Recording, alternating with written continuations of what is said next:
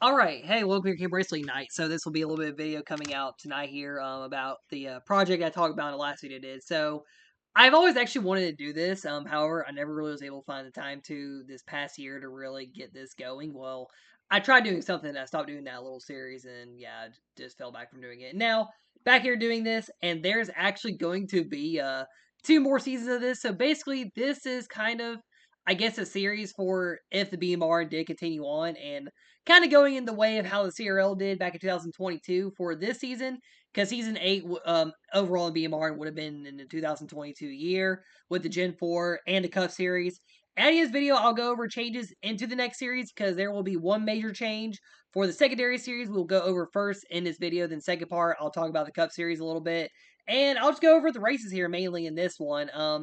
I will first off say though these seasons were kind of boring, I guess, with the rate with the wrecking and stuff. So really nothing crazy like what the diecast racing used to have because the fields were a little, well, actually a lot lower than what I had in the past years. Kind of what it was in the series I did back in 2022 with the Serial X series, Wolf's Fargo X series, I believe is what it was, and Exalted Cup series seasons as well.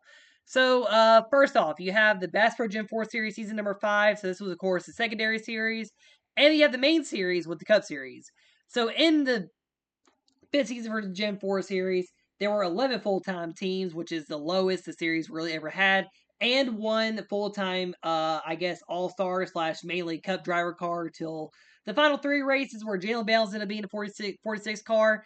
And I guess I'll go spoil it for the season. The 46 did utterly dominate this season in the races and in the wins. However, I mean, it was still a very good battle in the for the championship here in this series. So, in these races here so far, so race 1, and Gen 4 went to Brady C, getting his second career win in the Gen 4 series overall.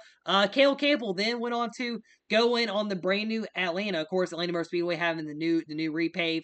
And it wasn't in the drafting racing at races actually. The Atlanta for the repave, what I did with the diecast races, I actually kept it as the original kind of package with the cars.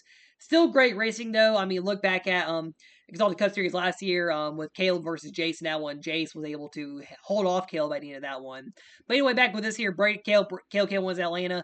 Jace Turner does get his first Gen 4 win at Calebville Raceway in the season. Then the Audi Speedrome, because of Jet Ski to Audi Speedrome, kind of a random race weekend there. I didn't realize it was on schedule. I don't think it'll be back on the 2023 season 9 schedule for the BMRN. And yeah, Jet Ski does get a win there. Of course, kind of being one of the main favorites for title with a lot of the changes in the series here. Portland goes Carter Limlin in the 46 car, and you'll see later on he did in a sweeping Portland on the race weekend with this win.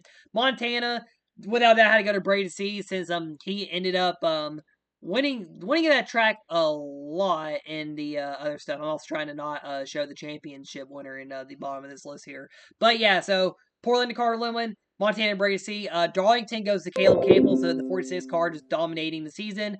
Jess Gito gets the win at Little Rock, a track he's usually always really good at. And also with Little Rock, whenever I had a standalone weekend with the Gen 4 series, I did not have the 46 car run.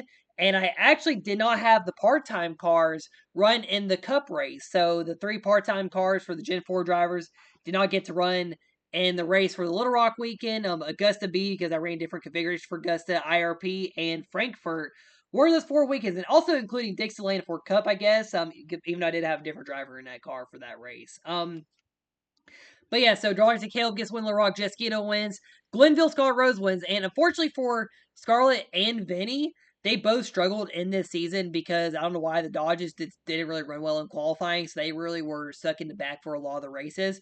So very big for Scarlet Rose to at least get a win at Glenville in this season. Not really sure if she'd return in the next season as well. Augusta went to Jace Turner, Strong Rock to Caleb Campbell, William Bales gets the first win at IRP, and you'll see something funny as well in the Cup one here pretty soon. But yeah, William Balance gets that first career win at IRP. Then he goes back at North Wilkesboro. And Will was actually behind the championship battle. He actually gained really big on the championship in the second half with the wins he got to be in the title fight at the end of the season around this midway point. Martinsville, Brett Campbell does get a Gen 4 win at Martinsville. Jace Turner wins Texas World. Milwaukee goes to Brady C. Frankfurt, William Bounds, and Bristol, Forsyth dominated by Caleb Campbell. Then Maddox Contreras actually got a big random first career win here at Thunder Raceway. And then William Bounds ends up getting fourth win Rocky. And this is where held in the championship fight. And then going to Calebville, Brady C gets the win. So I will note this. It was Brady's versus Jace Turner going into the finale, and they were actually at a dead-on tie in the points going into Dick's Lane for finale after Brady won his race at Caleville. So in the finale, Jalen Bounds does get her first career win, and as you see, Brady did win the championship. He beat out Jace Turner by one position. Brady was third, Jace was fourth. No last led between the drivers. I think Jalen and maybe Carly C were first, second, or William was second. Carly C actually had a good, solid run at the end of season 2. So yeah, the KOK Motorsports team, they definitely had one of the most dominant seasons as a part-time team, along with being the final Gen 4 season as well. I'm going to move the secondary series as a season 6 with the same wheels and everything to the Xfinity cars in the next season. Just I think that would have been a more logical shit of what something I would have done between these seasons. But yeah, so KOK Motorsports does get 8-win season and another owner title as well. And yeah, their second one in a row. They also won this one back in 2021. But yeah, so the 416 wins this one. Brady gets a Gen 4 title, his third overall career championship with 4 wins on the season. Jace Turner ended up being runner-up 4 points behind Braden in this one. Also the Rookie of the Year in Gen 4, by the way. William Bounds ends up in 4th.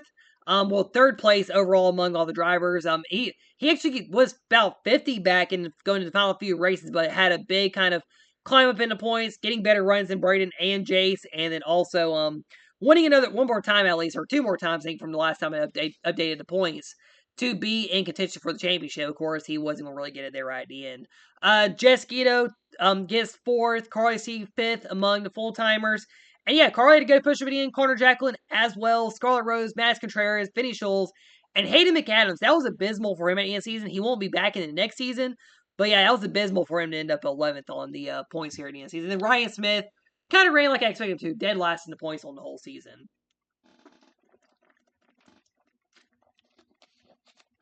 And sorry to get a water there real quick, but yeah. So Ryan Smith, last in the standings among all the full-time drivers here, among the 12 teams that competed here in this Gen 4 season. And, definitely I think how I would expect to go because, a lot of the field being lower. Of course, Cup cars likely would have dominated a bunch of the season here. It was 8 of the races for CCM. That was a third of the season. However, fortunately, though, still a good battle in the championship, I will say, especially with the drivers that were in the championship battle. They all end up winning a good bit, too, on the season. But yeah, definitely a solid season for Gen 4. But the Cup Series definitely shined in the race wins category with everybody. There was a lot of parity in this season, actually. Ricky Raceway, Carter Limlin did open up the season with the win at Ricky Raceway in the Ricky 500. Atlanta Motor Speedway, Madison Yates does get a big Atlanta win. At least kind of shoring up some race wins between her long winless drought and her long format she had. William Bounds, he is the first big upset on the season. He wins one at Calebville. Audi Speedrome went to Caleb Campbell, getting a big win. The Audi Speedrome, so he never won there yet in the BMRN. Portland went to Carlin, like I mentioned. He got wicked sweep. Latonya Gray to get a win in Montana. Jake Hoover, who was basically consistent a lot of the season, ends up getting a win at Darlington. Forsyth goes to Elizabeth Tell. She gets a big Crown Jewel win at Forsyth, possibly in her final season as well. Pikes Peak went to Carter Limlin. And then we had another big upset. This actually is a huge upset because I didn't think she'd get her first career win. Cheryl Simmons gets a CRL race win or BMR era race win at Glenville. Third year in a row, a driver from the Pacific Northwest upsets at Glenville and gets their first career win. Also, a female driver, too. It was Kay Summers, Delatanya Gray, and Cheryl Simmons. That was definitely crazy to have happened in this season. I thought Eli was going to get that win. Nicholas Rice gets the first career win at Augusta. Elizabeth wins the Strong Rock 600. Talladega, another big first win for Brady to see as well, along with winning the Gen 4 title. Indianapolis, Jake Hoover gets a Brick Car 400 win. Cam Spinner was North. So I thought Spinner would have won Marsville too, but he didn't really have a good qualifying run. So Eli Johnson got that one. Spinner first win as well for him in Cup. Brett Campbell gets first win in Cup as well. Texas World, Milwaukee went to Caleb Campbell. Baltimore went to Jake Hoover. Bristol, a big win for Kay Summers. Summers, she just didn't really get a good qualifying run. She was kind of up there in the points a good bit of the season, but wasn't able to get the qualifying runs in to really go for the wins. Homestead won the Madison Yates. Then Forsyth, Latonya Gray at the end of the season. Kay Summers, Carter Limlin won Rockham. Elizabeth Tell won Caleville, and Dixieland went to Carter Limlin. And Carter Limlin actually won the championship. And I will say, though, he did pull away right at the finish of the season. However, it was a great battle between him and Jake throughout the season. Him and Jake were swapped lead lock. Jake actually pulled away for a minute, and Carter caught back up. Elizabeth and Caleb, they were up there as well. It was kind of a 4-car race for a while. The Caleb and Elizabeth fell back at the end of the season. Carter Jake kept the battle close. Madison could have been up there a little bit, along with Latonya and Kate. It was definitely a great season. A lot of parity in the field. I mean, you see it, like, drivers getting 3-2 wins. Carter did end up winning 2 of the last 3 races, though, to really pull away the end of the season. I mean, he could have ended up with 4 wins by the end of it as well, to be honest. Yeah, Carter, Jake going top 2 there. I think Carter would be back in the next season. Jake would be back as well. Caleb Campbell, he'll be back, of course. Elizabeth, though, she does go out on her career, getting 4th in the standings. Madison, she'll be back. Latonya will be back, of course, with 2 wins. Kate Summers will be back in the next one. Brett, along with Brett and Cam Spinner. Cam Spinner, your rookie of the year, by the way, as well. Eli Johnson, good run for him this season. Cheryl Simmons, Nicholas Rice. I am not sure about having him back in next season. He didn't really run. He didn't really run much 2023. The 1 and the 2 team getting wins. But these bottom 4 in the points, yeah, they're not coming back in next season here. Vaughn, Grant, Brendan, Trevor. They ran like back markers all season, honestly, because they were not said to be good. But anyway, yeah, so definitely a great season, and yeah, definitely was really fun getting to do these seasons here in this season, and this is actually a solidly short video that I expected in this season. So yeah, I'll do season 9 of this as well. First time for the X Series cars to be out, the Xfinity cars, and back with the next gens for the season 9 of the Cup Series here. And I have ideas for. I already kind of have the roster kind of down. I didn't really make the roster yet, and the schedule I gotta do as well, and they'll be like next part of this project. And who knows? Maybe I'll get this done going next year. I'm be into my last week of school next week and everything, so maybe I'll be able to get season 9 and 10 done instead of for season 11, 2025.